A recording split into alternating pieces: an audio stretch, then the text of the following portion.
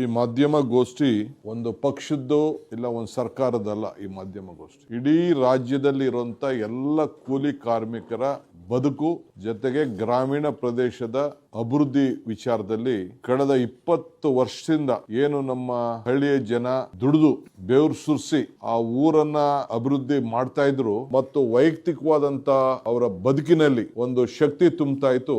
ಅದಕ್ಕೆ ಇವತ್ತು ಒಂದು ಕೊನೆ ಇತಿಹಾಸವನ್ನ ಎಳೆದಿದ್ದಾರೆ. ನನಗೆ ಆಶ್ಚರ್ಯ ಆಗ್ತದೆ.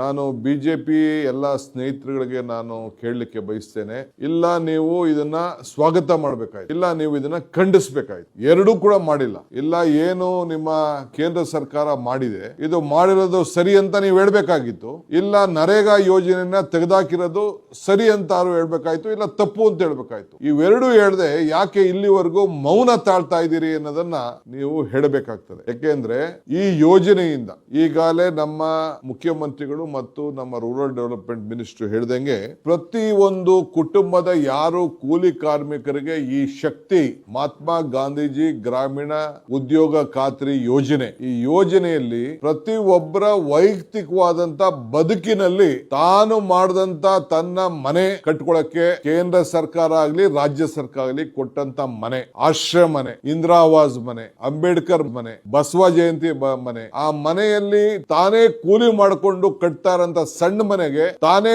ಕೂಲಿ ತೆಗೆದುಕೊಳ್ಳುವಂತ ಶಕ್ತಿ ಇವತ್ತು ಮನಮೋಹನ್ ಸಿಂಗ್ ಅವರ ಸರ್ಕಾರ, ಕಾಂಗ್ರೆಸ್ ಸರ್ಕಾರ, UPA ಸರ್ಕಾರ ಕೊಟ್ಟಿದೆ. ಜೊತೆಗೆ ಪ್ರತಿಯೊಬ್ಬನ ಜಮೀನಿನಲ್ಲಿ ಜಮೀನ್ ಮಟ್ಟ ಮಾಡ್ಕೊಳ್ಳಿಕ್ಕೆ, ಇಂಗು ಗುಂಡಿ ತೋಡ್ಕೊಳ್ಳಿಕ್ಕೆ, ಇಲ್ಲ ಏನಾರು ಒಂದು ಗಿಡಗಳನ್ನ ರೇಷ್ಮೆ ಹಾಕ್ಲಿಕ್ಕೆ, ಮಾವಿನ ಗಿಡ ಹಾಕೊಳ್ಳಿಕ್ಕೆ, ಇಲ್ಲ ಯಾವುದೇ ಆಗ್ಲಿ ಅವನು ವ್ಯವಸಾಯ ಮಾಡ್ಕೊಳ್ಳಿಕ್ಕೆ, ಅವನ ವ್ಯವಸಾಯ ಮಾಡ್ಕೊಳ್ಳೋದಕ್ಕೂ ಕೂಡ ಅವನಿಗೆ ಕೂಲಿಯನ್ನ ಪಡ್ಕೊಳ್ಳಿಕ್ಕೆ, ಅದನ್ನ ರಿಜಿಸ್ಟರ್ ಮಾಡ್ಬಿಟ್ಟು ಕೂಲಿಯನ್ನ ಪಡ್ಕೊಳ್ಳಿಕ್ಕೆ ಒಂದು ಅವಕಾಶ ಇದೆ. ನಾನು ತಮ್ಗೆ ಹೇಳಲಿಕ್ಕೆ ಬಯಸ್ತೇನೆ, ನೋಡಿ, ಒಂದು ಇನ್ಫ್ರಾಸ್ಟ್ರಕ್ಚರ್ ಬೇರೆ ವಿಚಾರ, ನಾನು ಅದಕ್ಕೆ ಆಮೇಲೆ ಬರ್ತೀನಿ. ಇಂಡಿವಿಜುವಲ್ ಆಗಿ improving livelihoods through horticulture, sericulture, plantation, forestry, ಆಮೇಲೆ ಡೆವಲಪ್ಮೆಂಟ್ ಆಫ್ ವೇಸ್ಟ್ ಲ್ಯಾಂಡ್, ಯಾವ್ದಾದ್ರು ವೇಸ್ಟ್ ಲ್ಯಾಂಡ್ ಅಂತ ಅವ್ರ ಭೂಮಿಗಳಲ್ಲಿತ್ತು ಅದನ್ನೆಲ್ಲ ಮಟ್ಟ ಮಾಡ್ಕೊಳ್ಳಿಕ್ಕೆ ಸ್ವಂತ ಭೂಮಿಲಿ, unskilled wages construction houses sanction and Indira Awas Yojana and other state and central government scheme.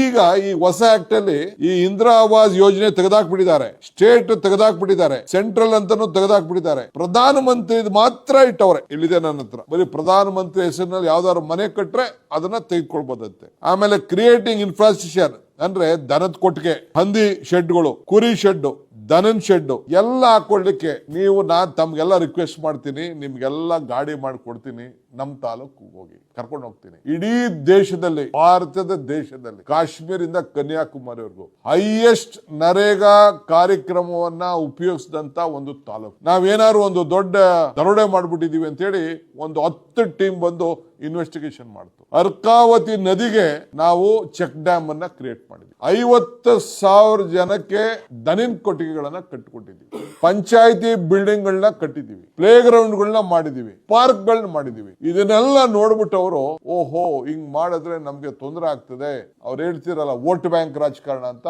ಅದಕ್ಕೆ ಏನಾದ್ರು ಧಕ್ಕೆ ಆಗ್ತದೆ ಅಂತ ಹೇಳಿ ಇವತ್ತು ಮಾರಕವಾಗಿ ಇವತ್ತು ಎಲ್ಲ ಪಂಚಾಯತಿಗಳಿಗೆ, ಪಂಚಾಯತಿ ಮೆಂಬರ್ಗಳಿಗೆ ಕೊಟ್ಟಂತ ಅಧಿಕಾರ ಏನಿತ್ತು, ಯಾಕೆಂದ್ರೆ ಪ್ರತಿಯೊಂದು ಕಾರ್ಯಕ್ರಮಗಳ ಕೂಡ ಯಾರ್ಯಾರು ಕೂಲಿ ಮಾಡ್ಕೊಳ್ಳಿಕ್ಕೆ ಶಕ್ತಿ ಇತ್ತು, ಯಾರ್ಯಾರು ಅವನ ಜಮೀನಿನಲ್ಲಿ ಅವನು ಉತ್ಪಾದನೆ ಮಾಡ್ಕೊಳ್ಳೋಕೆ ಶಕ್ತಿ ಇತ್ತು, ಅದನ್ನ ಹೋಗಿ ಪಂಚಾಯತಿಗೆ ಒಂದು ಅರ್ಜಿ ಕೊಡ್ತಿದ್ದ, ಪಂಚಾಯತಿಯವರು ಪ್ಲಾನ್ ಆಗ್ತಾ ಇದ್ರು, ಅದನ್ನ ಲೋಡ್ ಮಾಡ್ತಾ ಇದ್ರು, ಅವನಿಗೆ ನೇರವಾಗಿ ಅವನು ಕೂಲಿ ಮಾಡ್ಕೊಳ್ಳೋದಕ್ಕೆ ತಂಬನ್ನು ಕೊಟ್ಟು, ಅದು ಬಯೋಮೆಟ್ರಿಕ್ ಕೂಡ ಈಗ ಅವಕಾಶ ಇತ್ತು. ಅದನ್ನ ಇವತ್ತು ತಪ್ಪಿಸಿ ಇದನ್ನ ಕಾಂಟ್ರಾಕ್ಟರ್ಗಳ ಕೈ ಕೊಟ್ಟಿದ್ದಾರೆ. ನೀವು ತೆಗೆದುಕೊಂಡು ನೋಡಿ, ಈಗಿನ ಕಾನೂನು ನಾವಿಲ್ಲಿ ಕೊಟ್ಟಿದ್ದೀವಿ ಲಾಸ್ಟ್ ಅಲ್ಲಿ, ಗುತ್ತಿಗೆದಾರರಿಗೆ ಅವಕಾಶ ಮೊದಲು ಇರಲಿಲ್ಲ, ಈಗ ಗುತ್ತಿಗೆದಾರರಿಗೆ ಅವಕಾಶ ಇದೆ, ಕಾಂಟ್ರಾಕ್ಟರ್ಗಳಿಗೆ ಈಗ ಬೆಳೆಸಲಿಕ್ಕೆ. ಅದು ಏನು ಕೇಂದ್ರ ಸರ್ಕಾರದಿಂದ ನೇರವಾಗಿ ಆರ್ಟಿಫಿಷಿಯಲ್ ಇಂಟೆಲಿಜೆನ್ಸ್ ಉಪಯೋಗಿಸಿ ಅಲ್ಲಿಂದನೇ ಹೇಳ್ತಾರಂತೆ ಯಾವ ತಾಲೂಕಲ್ಲಿ ಕೆಲಸ ಮಾಡಬೇಕು, ಯಾವ ಊರಿನಲ್ಲಿ ಕೆಲಸ ಮಾಡಬೇಕು ಅಂತೇಳಿ. ಈ ರೀತಿ ಈ ಯೋಜನೆ ಏನು ಇವತ್ತು ತಂದಿದ್ದಾರಲ್ಲ, ಮುಂದಕ್ಕೆ ನಾನು ಬಿಜೆಪಿ ರಾಜ್ಯದ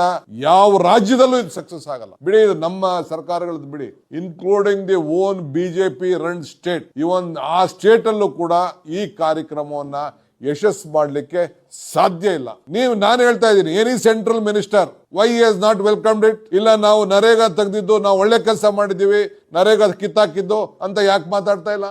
ಇಲ್ಲ ಈ ಯೋಜನೆನ ಯಾಕೆ ಅವರು ತಂದಿದ್ದು ಒಳ್ಳೆ ಕೆಲಸ ಮಾಡ್ತಾ ಇದೀವಿ ಅಂತ ಯಾಕೆ ಇದನ್ನು ವಾದ ಮಾಡ್ತಾ ಇಲ್ಲ. ಇಷ್ಟೇ ಚರ್ಚೆ ಇದು. ಅದನ್ನೇ ನಮ್ಮ ಮುಖ್ಯಮಂತ್ರಿ ಹೇಳಿದ್ದು. ಇದು ಎಲ್ಲೂ ಕೂಡ ಚರ್ಚೆ ಆಗಿಲ್ಲ ಅನ್ನೋ ಇದನ್ನ ಈ ಸಂದರ್ಭ ಹೇಳಲಿಕ್ಕೆ ನಾನು ಬಯಸ್ತಾ ಇದ್ದೀನಿ. ನಾವು ಬೇರೆ ಬೇರೆ ನೀವು ನೋಡಿ, ನಾನು ನಿಮ್ಗೆ ಯಾಕೆ ಹೇಳ್ತಾ ಇದ್ದೀನಿ ಅಂದ್ರೆ, ಸೀಯಿಂಗ್ ಇಸ್ ಬಿಲೀವಿಂಗ್. ನಮ್ಮಲ್ಲಿ ಯಾವ ರೀತಿ ನಾವು ಕೆಲಸ ಮಾಡ್ಲಿಕ್ಕೆ ಅವಕಾಶ ಇದೆ ಅಂತ ನಿಮ್ಗೆ ಯಾರ್ಯಾರು ಬೇಕಾದ್ರೆ ಹೇಳಿ, ಒಂದಷ್ಟು ಹೆಲಿಕಾಪ್ಟರ್ಗಳು, 2-3 ಹೆಲಿಕಾಪ್ಟರ್ ಮಾಡಿ ಕಳಿಸ್ಕೊಡ್ತೀವಿ. ನೀವು ಹಾವೇರಿ ಜಿಲ್ಲೆಗೆ ಹೋಗಿ, ಒಂದೊಂದು ತಾಲೂಕಲ್ಲಿ 5,000 to 10,000 ಇಂಗು ಗುಂಡಿಗಳನ್ನ ಮಾಡಿದ್ದಾರೆ. ನಾನು ನೋಡಿದ್ದೀನಿ, ಕಣ್ಣಲ್ಲಿ ನಾನು ನೋಡಿದ್ದೀನಿ ಹಾವೇರಿ ಜಿಲ್ಲೆಯಲ್ಲಿ. ಆ ನೀರನ್ನ ಒಂದು 20x20, 40x40 ಇದರಲ್ಲಿ ಮಾಡಿ ಆ ಹಿಂಗು ಗುಂಡಿಗಳನ್ನ ಅಗ್ರಿಕಲ್ಚರ್ ಡಿಪಾರ್ಟ್ಮೆಂಟ್ ಇಂದ ಮಾಡಿದ್ದಾರೆ. ಕೃಷ್ಣ ಬೈರೇಗೌಡರು ಅಗ್ರಿಕಲ್ಚರ್ ಇದ್ದಂತ ಸಂದರ್ಭದಲ್ಲಿ ನಾನು ಕಣ್ಣಲ್ಲಿ ನಾನು ನೋಡಿದ್ದೀನಿ. ಆ ನೀರನ್ನ ಅಲ್ಲೇ ಅವ್ನು ಮಾಡ್ಕೊಂಡು, ಅವ್ರನ್ನ ಭೂಮಿಲೇ, ಬೇರೆ ಯಾರ ಭೂಮಿ ಇಲ್ಲ, ಅವನ ಭೂಮಿಲೇ ಅವ್ನು ಮಾಡ್ಕೊಂಡು ಕೂಲಿ ಪಡ್ಕೊಳ್ಳುವಂತ ಕೆಲಸ ಕೂಡ ಇವತ್ತಾಗಿದೆ. ಇಡೀ ರಾಜ್ಯದಲ್ಲಿ ಈ ರೀತಿ ಆಗ್ತಾ ಇದೆ. ಇಡೀ ರಾಷ್ಟ್ರಕ್ಕೆ ಈ ಯೋಜನೆ, ಇಡೀ ರಾಷ್ಟ್ರದ ಗ್ರಾಮೀಣ ಅಭಿವೃದ್ಧಿಗೆ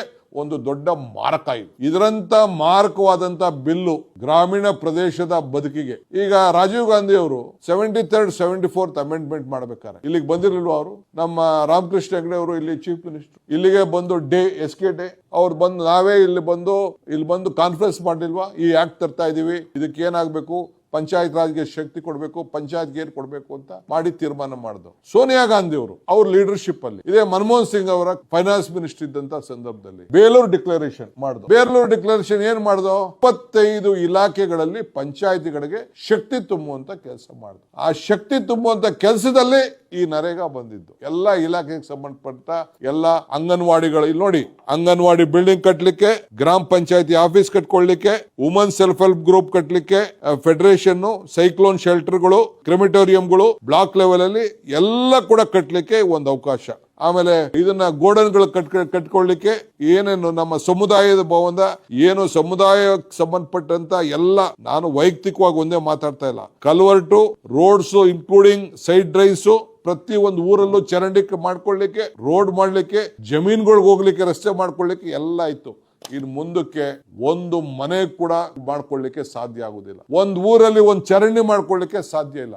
ಎಲ್ಲದಕ್ಕೂ ಕೂಡ ಇವತ್ತು ಕೂಲಿ ಇತ್ತು. ಇದಕ್ಕೆ ನಿಲ್ಲಿಸಿದ್ದಾರೆ. ಸೊ ನಮ್ಮ ಸರ್ಕಾರ, ಇದು ಪಕ್ಷದ ಕೆಲಸ ಅಲ್ಲ, ಇಡೀ ನಮ್ಮ ಸರ್ಕಾರ, ಪಾರ್ಟಿ ಪಕ್ಷ ಬಿಟ್ಟು ಇಡೀ ಗ್ರಾಮ ಪಂಚಾಯತಿ ಮಟ್ಟದಲ್ಲಿ ಈ ಒಂದು ನರೇಗಾ ಕಾರ್ಮಿಕರು ಮತ್ತು ನಮ್ಮ ಲೀಡರ್ಸ್ ಎಲ್ಲರೂ ಸೇರಿ, ನಾವೇನು ಪಂಚಾಯತಿಲಿ ಯಾರನ್ನು ನಾವು ಸಿಂಬಲ್ ಮೇಲೆ ಗೆಲ್ಲಿಲ್ಲ. ವಿ ವಿಲ್ ಇನ್ವೈಟ್ ಎವ್ರಿವನ್, ಎಲ್ಲರಿಗೂ ನಾವು ಆಹ್ವಾನ ಕೊಡ್ತೇವೆ. ಇದಕ್ಕೆ ಬಂದು ಅಲ್ಲಿ ಸಮಾವೇಶ ನಡೆಸ್ತೇವೆ, ಗ್ರಾಮ ಸಭೆಗಳು ನಡೆಸ್ತೇವೆ, ಅಲ್ಲಿ ಚರ್ಚೆ ಮಾಡ್ತೇವೆ.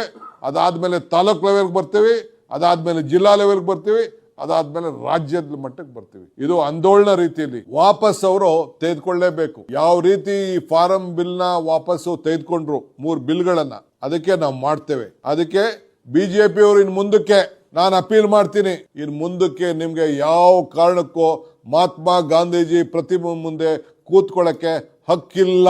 ಆ ಹಕ್ಕನ್ನ ನೀವು ಕಳ್ಕೊಂಡಿದ್ದೀರಿ. ನಿಮ್ಮ ಕಚೇರಿಗಳಲ್ಲಿ ಮಹಾತ್ಮ ಗಾಂಧೀಜಿ ಆಫೀಸನ್ನ ಫೋಟೋ ಹಾಕೊಳ್ಳಿಕ್ಕೂ ಕೂಡ ನಿಮ್ಗೆ ಹಕ್ಕಿಲ್ಲ, ಯೋಗ್ಯತೆನೂ ಇಲ್ಲ. ಅದನ್ನು ಕೂಡ ಇವತ್ತು ನೀವು ಕಳ್ಕೊಂಡಿದ್ದೀರಿ. ಅವ್ರ ಹೆಸರನ್ನ ತೆಗೆದ ಮೇಲೆ ನಿಮ್ಗೆ ಎಲ್ಲಿದೆ ಹಕ್ಕು? ಅವ್ರ ಹೆಸರನ್ನ ಪ್ರತಿಯೊಂದು ಗ್ರಾಮೀಣ ಪ್ರದೇಶದಲ್ಲಿ, ಒಂದು ಶಾಲೆಯಲ್ಲಿ, ಒಂದು ಗೌರ್ಮೆಂಟ್ ಆಫೀಸಲ್ಲಿ, ಎಲ್ಲ ಕಡೆನೂ ನಾವು ಹಾಕೊಂಡು ಮಹಾತ್ಮ ಅನ್ನೋ ಹೆಸರನ್ನ ನೀವು ತೆಗೆದಾಕಿದಿರಲ್ಲ, ಇದು ಮನುಷ್ಯತ್ವನ ನಿಮ್ಗೆ? ಸೊ ಅದಕ್ಕೆ ನೀವು ನೈತಿಕವಾದಂತ ಹಕ್ಕನ್ನ ಕಳ್ಕೊಂಡಿದ್ದೀರಿ. ಮಹಾತ್ಮ ಗಾಂಧೀಜಿ ಭಾಷಣ ಮಾಡೋದು ಬೇಡ, ಅವ್ರ ಊನಾರ ಹಾಕೋದು ಬೇಡ. ಅವ್ರ ಹೆಸರನ್ನ ಯಾರು ಒಬ್ಬ ಮಹನೀಯರು, ಈಗ ಜವಾಹರ್ಲಾಲ್ ನೆಹರು ಅವರ ಹೆಸರಿನಲ್ಲಿ ನಾವು ಮಕ್ಕಳ ಜಯಂತಿ ಅಂತ ಮಾಡ್ತಾ ಇದ್ದೇವೆ. ಡಾಕ್ಟರ್ ರಾಧಾಕೃಷ್ಣ ಅವರ ಜನ್ಮದಿನ ಟೀಚರ್ಸ್ ಅಂತ ನಾವು ಮಾಡ್ತಾ ಇದ್ದೇವೆ. ಚರಣ್ ಸಿಂಗ್ ಅವರ ಜನ್ಮದಿನ ರೈತರದು ಅಂತ ನಾವು ಮಾಡ್ತಾ ಇದ್ದೇವೆ. ಸೊ ಹಂಗೆ ಪ್ರತಿಯೊಂದು ಜಯಂತಿಗಳನ್ನ ನಾವು ಮಾಡ್ತಾ ಇದ್ದೇವೆ. ಅಂಬೇಡ್ಕರ್ ಅವರು ಹುಟ್ಟಿದ ದಿನ ನಾವು ಸಂವಿಧಾನದ ಬಗ್ಗೆ ಎಷ್ಟು ಅವ್ರ ಗೌರವ ಕೊಡಬೇಕು ಅದನ್ನ ನಾವು ಮಾಡ್ತಾ ಇದ್ದೇವೆ. ಸೊ ಹಂಗೆ ಇವತ್ತು ಇನ್ನು ಮುಂದಕ್ಕೆ ಬಿಜೆಪಿಯವರು ಯಾವ ಕಾರಣಕ್ಕೂ ಮಹಾತ್ಮ ಗಾಂಧಿ ಹೆಸರನ್ನ ದಯವಿಟ್ಟು ನಿಮ್ಮ ಮಾತಿನಂತೆ ನಡೀತಾ ಇದ್ದೀರಿ, ನಿಮ್ಮ ಸರ್ಕಾರದ ಆದೇಶದಂತೆ ಇದ್ದೀರಿ ಅಂತಂದ್ರೆ ದಯವಿಟ್ಟು ಹೀಗೆ ತೆಗೆದ್ಬಿಟ್ಟು ನಮ್ಗೆ ಗಿಫ್ಟ್ ಮಾಡಿ ಆ ಫೋಟೋಗಳನ್ನ ಕಳ್ಸಿಕೊಟ್ಬಿಡಿ. ನಾವು ಇಟ್ಕೊಳ್ತೀವಿ, ನಾವು ಮನೆಗೂ ನಾವು ಹಂಚ್ಕೊಳ್ತೇವೆ. 100 ವರ್ಷ ಆಗಿದೆ ರೀ, 100 ವರ್ಷ ಮಹಾತ್ಮ ಗಾಂಧೀಜಿ ಅವರು ಈ ದೇಶದ ಸ್ವಾತಂತ್ರ್ಯದ ನಾಯಕತ್ವವನ್ನು ವಹಿಸಿ 100 ವರ್ಷ ಆಗಿದೆ. ಆ 100 ವರ್ಷದ ಸಂಭ್ರಮ ಆಚರಣೆ ಮಾಡೋಂಥ ಸಂದರ್ಭದಲ್ಲಿ ಅವ್ರ ಹೆಸರನ್ನ ತೆಗೆದು ಅವ್ರನ್ನ ಹೆಸರಿಗೆ ಕೊಲೆ ಮಾಡ್ತಾ ಇದ್ದೀರಲ್ಲ,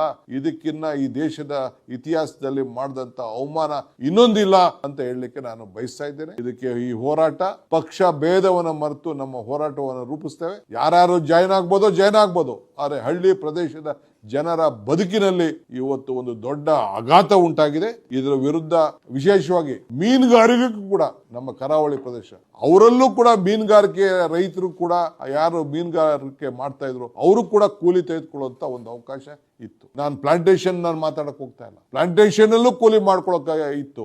ಈಗ ಇಡೀ ರಾಜ್ಯದಲ್ಲಿ ಅವರು ಕೂಲಿ ನಗರಗಳಲ್ಲಿ ಬಿಟ್ಟು ಗ್ರಾಮೀಣ ಪ್ರದೇಶದಲ್ಲಿ ಮಾಡ್ಕೊಳ್ಳುವಂತ ಅವಕಾಶ ಇತ್ತು. ರಾಜಸ್ಥಾನದಲ್ಲಿ ನಗರದಲ್ಲೂ ಆಗ್ಬೇಕು ಅಂತ ಕಾಂಗ್ರೆಸ್ ಪಕ್ಷ ಸರ್ಕಾರ ಒಂದು ಕಾನೂನು ತೆಗೆದುಕೊಳ್ಬಂತು. ಸೊ ಅದರಿಂದ ಈ ವಿಚಾರದಲ್ಲಿ ನಮ್ಮ ಪಕ್ಷ ಮತ್ತು ಸರ್ಕಾರ ಜೊತೆ ಸೇರಿ ಈ ಹೋರಾಟವನ್ನ ತೆಗೆದುಕೊಂಡು ಹೋಗ್ತದೆ ಅನ್ನೋ ಮಾತನ್ನ ಈ ಸಂದರ್ಭದಲ್ಲಿ ತಮ್ಗೆ ಹೇಳಲಿಕ್ಕೆ ನಾನು ಬಯಸ್ತಾ ಇದ್ದೇನೆ.